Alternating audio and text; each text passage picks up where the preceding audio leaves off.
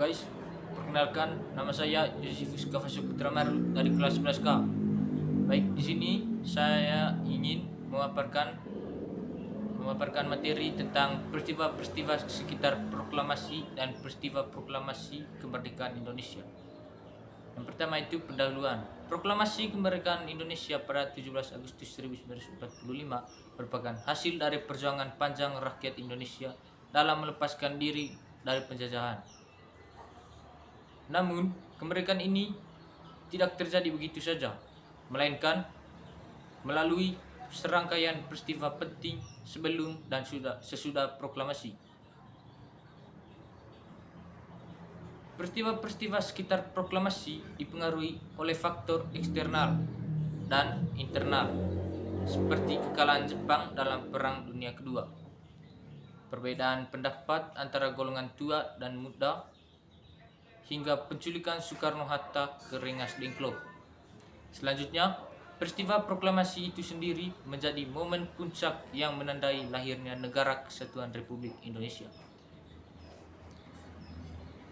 Pembahasan ini akan mengulas secara rinci peristiwa-peristiwa penting yang terjadi sebelum, saat, dan setelah proklamasi. Yang pertama, peristiwa-peristiwa sekitar proklamasi kemerdekaan Indonesia. Sejumlah peristiwa penting terjadi sebelum kemerdekaan Indonesia diproklamasikan. Peristiwa-peristiwa ini memberikan pengaruh besar terhadap keputusan untuk segera mengumumkan kemerdekaan. Yang pertama, kekalahan Jepang dalam Perang Dunia Kedua. Pada tahun 1945, Jepang mulai mengalami kekalahan dalam Perang Dunia Kedua melawan Sekutu. Beberapa kejadian penting yang menyebabkan kekalahan Jepang adalah: yang pertama, 6 Agustus 1945, Amerika Serikat menjatuhkan bom atom di Hiroshima yang menyebabkan kehancuran besar dan menewaskan ratusan ribu orang. Yang kedua, 9 Agustus 1945, bom atom kedua dijatuhkan di Nagasaki, semakin melemahkan Jepang. Yang ketiga, 15 Agustus 1945, Jepang akhirnya menyerah tanpa syarat kepada Sekutu setelah Kaisar Hirohito mengumumkan kapitulasi atau penyerahan diri.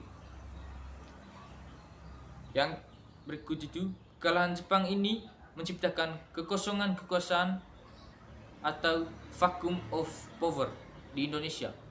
Situasi ini membuka peluang bagi bangsa Indonesia untuk segera memproklamasikan kemerdekaan tanpa campur tangan Jepang.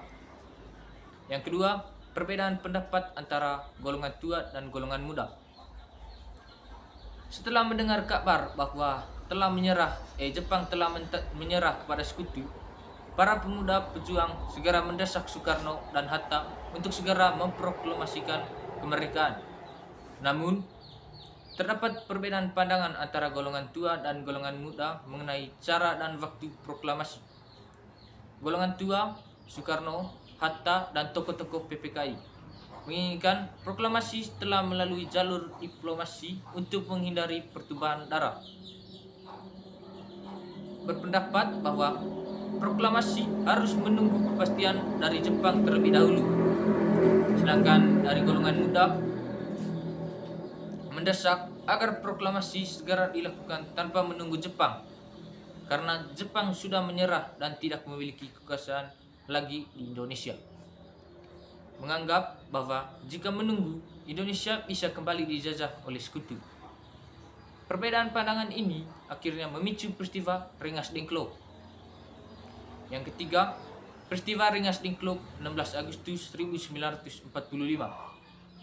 Karena Soekarno dan Hatta masih ragu-ragu dalam memutuskan waktu proklamasi, golongan muda mengambil tindakan drastis dengan menculik Soekarno dan Hatta ke Rengas Dengklok, sebuah kota kecil di Karawang, Jawa Barat.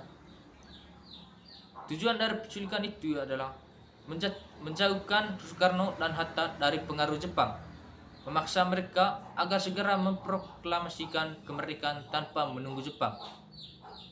Di Rengas Dengklok, Soekarno dan Hatta akhirnya diyakinkan bahwa proklamasi harus segera dilakukan.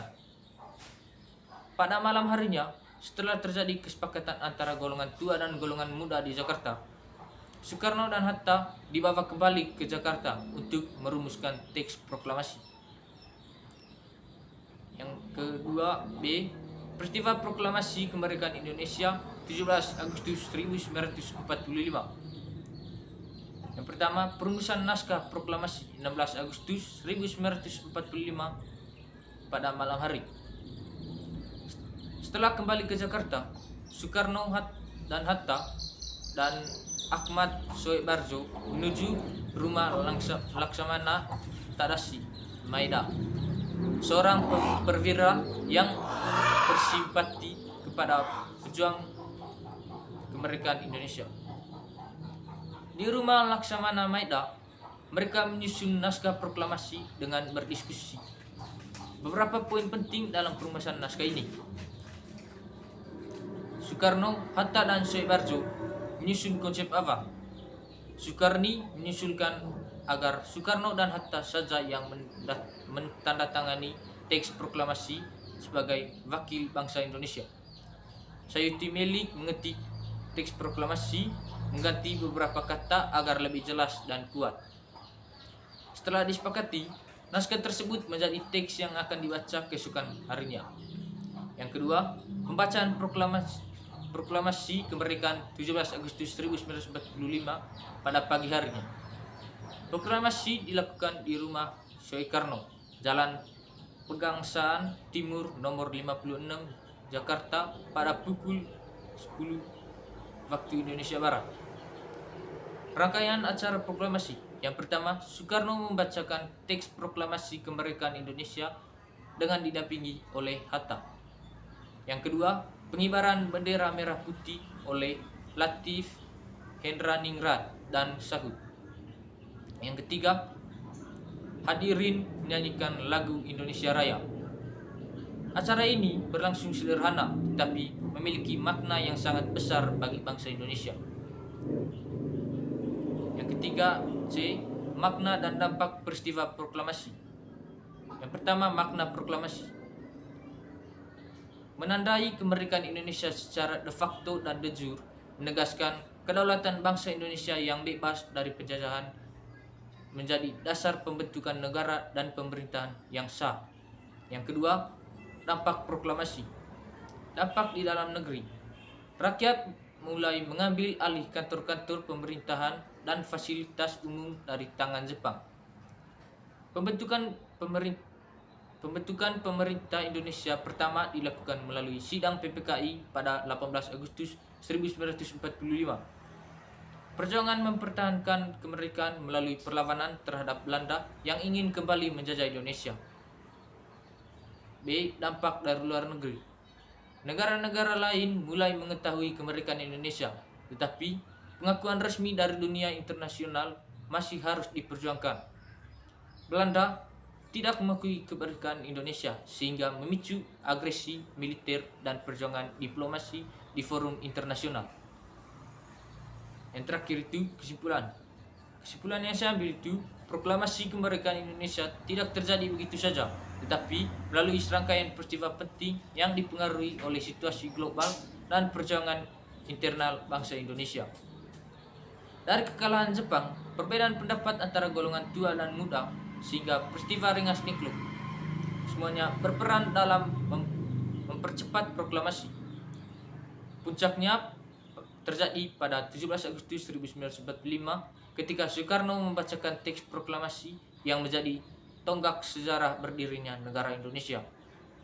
Meskipun sudah diproklamasikan, perjuangan belum berakhir. Indonesia masih harus menghadapi ancaman dari Belanda dan berjuang untuk mendapatkan pengakuan internasional dan kemerdekaannya. Baik, itu saja pemaparan materi dari saya. Sekian dan terima kasih.